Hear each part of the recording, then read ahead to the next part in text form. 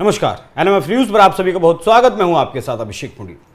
राष्ट्रपति ट्रंप जब 45वें राष्ट्रपति बने थे 2017 से 2021 के बीच में, उस दौरान आपने हाउडी मोदी भी सुना था और नमस्ते ट्रंप भी सुना था।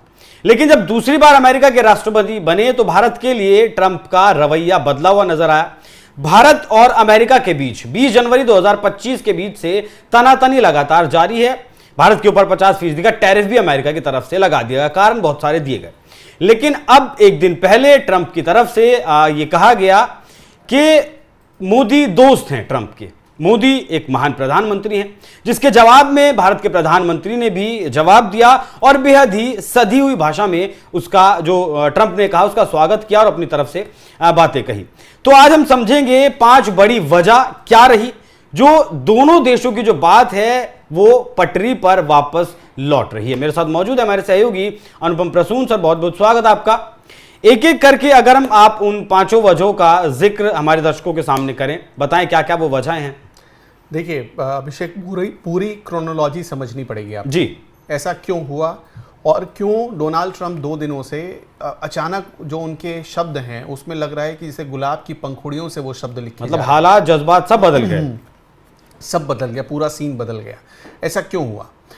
आपको याद है कि एक रिपोर्ट आई थी जर्मन अखबार की जी, जिसका नाम था फ्रैंकफर्टर। उसने एक अपनी रिपोर्ट में हैरान करने वाला खुलासा किया था और उस खुलासे में लिखा गया था कि 4 बार, 1-2 बार नहीं, 4 बार ट्रंप के कॉल को, ध्यान दीजिएगा, ट्रंप के कॉल को मोदी ने इग्नोर किया। मोदी के कॉल को ट्रंप ने इग्नोर नहीं किया, ट्रंप के कॉल को मोदी ने इग्नोर किया। इसका मतलब क्या है? और ये कॉल किस दौरान किए गए थे? ये कॉल किया गया था, याद है आपको, जब ब्रिक्स की मीटिंग हो रही थी जी, उसके बाद जब मोदी आए थे और लगातार ट्रंप फोन कर रहे थे कि मोदी से बात हो जाए। और एक बार डोनाल्ड ट्रंप ने जून के महीने में भारत को कहा कि भारत को हम एक आखिरी मौका देते हैं और हम उस पर अगस्त में टैरिफ लगा देंगे। जब उन्होंने ये बात कही थी, उसके बीच, उसी दरमियान, और जब नरेंद्र मोदी ने अमेरिका जाकर डोनाल्ड ट्रंप से मिलने से मना कर दिया था, कनाडा जाकर, हाँ, कनाडा जाते समय, तो वहां से ये चीजें शुरू हुई, कॉल का सिलसिला शुरू हुआ।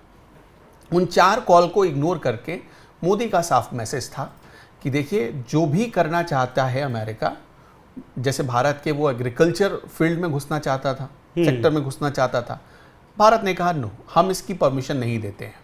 वो हमारी रेड लाइन। हाँ, हमारे जो कॉमर्स मिनिस्टर हैं पीयूष गोयल साहब, वो यूएस गए, अपनी पूरी डेलीगेशन के साथ गए थे। जहाँ तक मुझे याद है करीब 17 लोग उस डेलीगेशन में थे और उन 17 लोगों ने करीब हफ्ते दिन तक इंतज़ार किया कि शायद कल सुबह कुछ अच्छा न्यूज़ आ जाए। सारी बातों पर दोनों देशों की भी सहमति बन गई, लेकिन ये जो बात थी, ये जो चीज़ें थी, उस पर ही सहमति नहीं बन पाई। पहले डोनाल्ड ट्रंप ने कहा कि भाई हमसे भी तेल खरीदो, रूस से जिस तरह से तेल खरीदते हो पहले वो तेल खरीदना बंद करो। तो भारत ने कहा कि कोई बात नहीं, हम बंद नहीं करेंगे, आपसे भी तेल खरीदेंगे। और उस खरीद में हमने बढ़ोतरी भी की, लेकिन अमेरिका तैयार नहीं हुआ, बाद में अपनी बात से पलट गया। वो जो डेलीगेशन गया था 17 लोगों का, वो इंतजार करता रहा कि शायद डोनाल्ड ट्रंप माने, उनको कोई समझाने वाला हो कि कर लीजिए आप, लेकिन नहीं हुआ।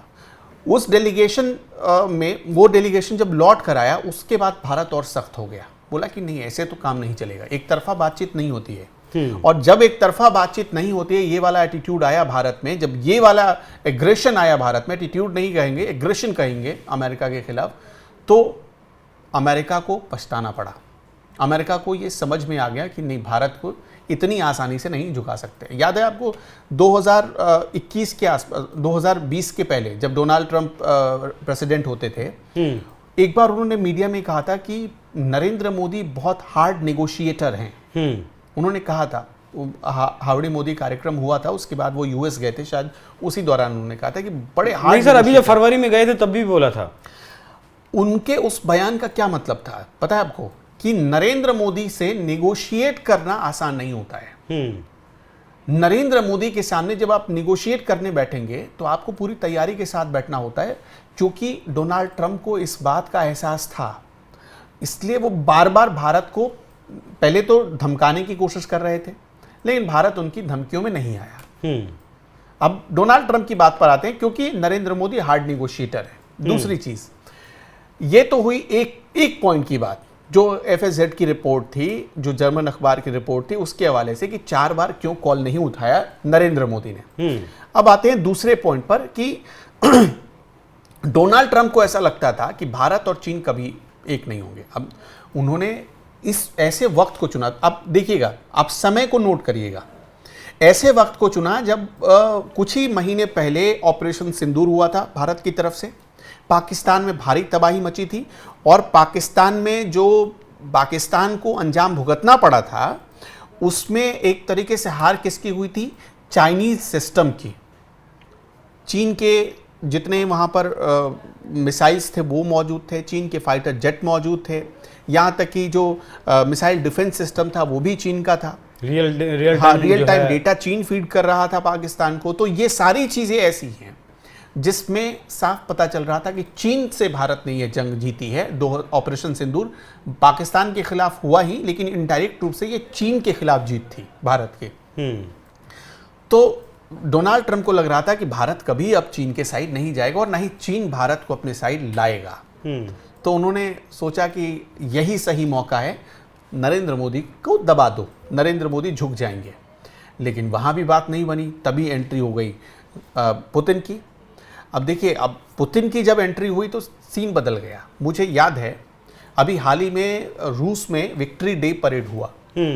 अभी तो चीन में हुआ कुछ 3 दिन 4 दिन पहले, लेकिन उससे पहले जुलाई महीने में, जुलाई के पहले हफ्ते में आप कह लीजिए, तो विक्ट्री डे परेड हुआ था रूस में।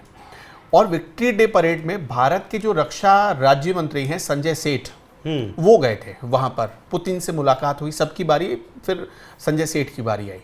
तो संजय सेठ जब मिल रहे थे तो उन्होंने मोदी का कोई मैसेज पुतिन के कान में कहा।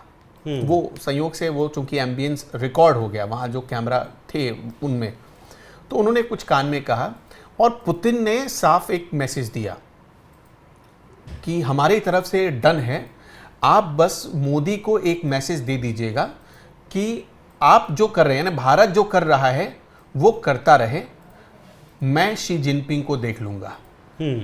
ये पुतिन की तरफ से कहा गया कि मैं शी जिनपिंग को देख लूँगा। ये देख लूँगा का मतलब क्या होता है? भारत में बात कर लूँगा। हाँ, तो ये 2 चीज़ें थी। उसके बाद संजय सेठ आए और अचानक चीन के तेवर बदल गए। चीन के तेवर ऐसे वैसे नहीं बदले। आप सोचिए कि चीन और भारत के रिश्तों में इतनी दरार आ गई थी कि दोनों देशों के डिप्लोमैट्स भी जल्दी बात नहीं करते थे। लेकिन स्थिति ये हो गई कि हमने देखा पिछले महीने चीन के विदेश मंत्री पहले भारत दौरे पर आए, वांग यी। चीन के विदेश मंत्री SCO मीटिंग में, चूंकि प्रधानमंत्री नरेंद्र मोदी को जाना था, उससे पहले वांग यी का दौरा हुआ भारत में। अब कुछ लोग ये कहेंगे भारत झुक गया। अब देखिए, भारत में भी नैरेटिव चला ये, भारत झुक गया, भारत झुक गया। अरे दौरे से भारत कैसे झुक गया?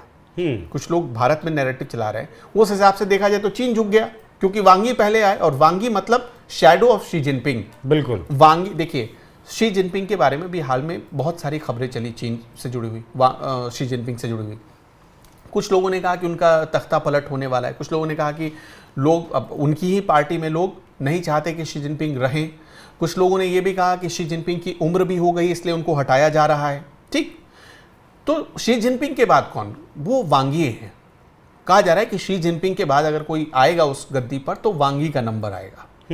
ठीक, तो वांग यी के बारे में, चूंकि वांग यी जब भारत आए तो इस हिसाब से क्या हम भारत के लोग क्या माने कि चीन झुक गया, लेकिन हमने ऐसा नहीं माना। हमने कहा कि नए रिश्ते की शुरुआत करते हैं, नए चैप्टर की शुरुआत करते हैं, और ऐसा हुआ।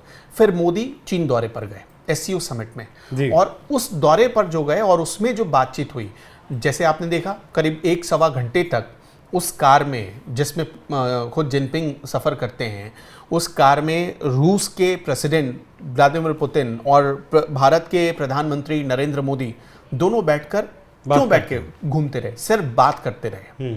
उस कार में बहुत सीक्रेट रूप से बातचीत हुई। और अमेरिका को क्या लगता था कि रूस भी भारत को कोई बहुत ज़्यादा तवज्जो नहीं देता है। हैरानी की बात तो देखिए कि अलास्का की मीटिंग का मिनट टू मिनट डेटा बताया पुतिन ने। हाँ, बताया। और आपको ये एक चीज और मैं बताना चाहता हूं कि आपको पता है प्रधानमंत्री नरेंद्र मोदी गए थे कहाँ, यूक्रेन दौरे पर कुछ महीने पहले जी। और यूक्रेन दौरे से जैसे ही लौटे थे प्राइम मिनिस्टर, उसके बाद अजीत डोवाल साहब गए थे पुतिन के पास और पुतिन के पास बैठकर उन्होंने मिनट टू मिनट डेटा बताया, जानकारी दी थी क्या हुआ, हमने क्या बात रखी, कब कब क्या बोला, ये सारी डिटेल बताई थी। और वो कर्टसी रूस ने भी निभाया। तब ये एहसास हो गया डोनाल्ड ट्रंप को कि भाई रूस भी भारत को अपने बराबर समझता है और दोस्ती का जो एक जिसे विराट रूप कहते हैं वो तब दिखा जब शी जिनपिंग एक तरफ, पुतिन एक तरफ और नरेंद्र मोदी एक तरफ, तीनों मिलकर साथ चल रहे थे। वो दोस्ती का विराट रूप था। ट्रंप को भी जो वही ट्रंप फोटो को दहला रहा था। हाँ, ट्वीट करनी पड़ी। उस फोटो को ट्रंप को भी ट्वीट करना पड़ा कि लगता है वो अभी भी दुविधा में थे कि ये दोस्ती मुबारक हो, लगता है कि हमने भारत और रूस को खो दिया, वो कहना पड़ा। बिल्कुल। तीसरे कारण पर आए सर। हाँ, अभी हाल ही में आपने देखा होगा कि यूएन की मीटिंग में जाने से भारत ने मना कर दिया है। 29 सितंबर तक, 23 सितंबर से शुरुआत हो रही है यूएन की मीटिंग की, जो 29 सितंबर तक चलेगी। उस मीटिंग में भारत ने शामिल होने से मना कर दिया है। प्राइम मिनिस्टर नरेंद्र मोदी नहीं जा रहे हैं। ये एक तरीके से अमेरिका का बॉयकॉट है। अमेरिका का बॉयकॉट है मतलब ये अमेरिका को मैसेज है कि भाई साहब सीन आपके सामने है, हमने आपका बहिष्कार कर दिया है, हमने कहीं बायकॉट शब्द का इस्तेमाल भी नहीं किया, हमने किसी के खिलाफ कुछ एक शब्द कहा भी नहीं और हमारा सारा काम भी हो गया। तो एक तरीके से अब जैसे अभी खबर ये मिल रही कि अगर प्राइम मिनिस्टर, ये तो तय है कि प्राइम मिनिस्टर नहीं जा रहा है, तो उनकी जगह जाएगा कौन? हो सकता है जयशंकर जाएं। पहले ये था कि नरेंद्र मोदी जा सकते थे, लेकिन नरेंद्र मोदी जैसे जाते डोनाल्ड ट्रंप फिर से उनसे मिलने के लिए बड़े उत्सुक उतावले हो जाते हैं। और आपको भी पता है कि नरेंद्र मोदी मिलना ही नहीं चाहते हैं, डोनाल्ड ट्रंप को वक्त ही नहीं देना चाहते, उधर देखना भी नहीं चाहते हैं, इसलिए उन्होंने कहा एस जयशंकर जाएंगे। एक तरीके से ये भी एक मैसेज संदेश दे दिया गया। अब उसके बाद बताते हैं। अभी हाल ही में आपने देखा होगा कि ब्रिक्स की मीटिंग हुई थी जिसमें एस जयशंकर शामिल हुए थे और ब्रिक्स पेमेंट सिस्टम पर बड़ा जोर दिया जा रहा है। ब्राजील के जो प्रेसिडेंट है उन्होंने भी बड़ा जोर दिया। हाँ, उन्होंने भी बड़ा जोर दिया है और सब ब्रिक्स के जितने देश हैं वो सारे देश इसको सराह रहे हैं। अब सोचिए कि चीन भी इससे जुड़ चुका है, रूस भी इससे जुड़ चुका है, तो दुनिया की जो करीब करीब 43% की इकोनॉमी है वो तो जुड़ गई इस पेमेंट सिस्टम से। तो डॉलर को अब खतरा महसूस हो रहा है। आपने देखा कि हाल ही में क्या कल ही की बात है कि डोनाल्ड ट्रंप के कैबिनेट के एक मिनिस्टर ने धमकी दी कि भाई ब्रिक्स से हट जाओ। भारत को कहा कि तुम 2 महीने में झुकोगे। हाँ, लुटनिक ने कहा 2 महीने में हमारे सामने झुकोगे, जब झुकोगे तो हम आपको बता देते हैं कि हम क्यों आपकी बात सुनेंगे, आप ब्रिक्स से हट जाओ। अब इस बात पर फोकस किया जा रहा है। देखिए, भारत को सिर्फ एक चीज का झटका लगा, ट्रेड रोका।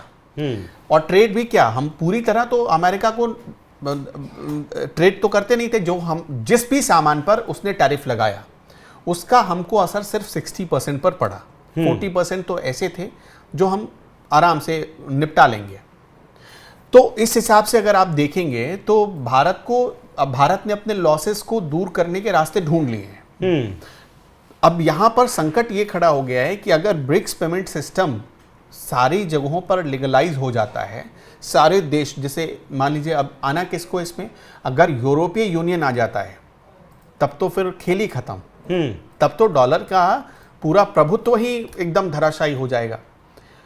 सबसे बड़ा वही है, अगर यूरोपीय यूनियन आ जाता है तो एक तरीके से डॉलर के लिए और बड़ा खतरा हो जाएगा। और अभी ब्रिक्स का पूरा फोकस इसी पर है कि हम ईयू को ले आए अपने साथ। तो ये एक खतरा महसूस हो रहा है। इस वजह से भी डोनाल्ड ट्रंप अब धीरे धीरे उनका टोन जो है वो ट्यून सेटल डाउन हो रहा है। हाँ, और अभी आपने देखा सबसे जो अंतिम फैसला मैं आपको जो बताना चाहता हूं, जो 5वां फैसला था वो क्या था, जीएसटी रिफॉर्म। भारतीय इतिहास में इतने कम टैक्स पहली बार लगे हैं, इतने कम टैक्स। तो ये जीएसटी रिफॉर्म जो था उसने डोमेस्टिक प्रोडक्शन को एक तरीके से बूस्ट किया और कंजम्पशन को भी बूस्ट कर दिया। अब सोचिए कि मोटे तौर पर जब आप देखेंगे तो 7-7, 8-8 लाख की कार पर 75 से 80 हज़ार रुपए बचने लगे, 1-1 लाख रुपए बचने लगे। तो इस तरह से भारतीय बाजार में एक नई बूस्ट मिली एक नई एनर्जी मिली।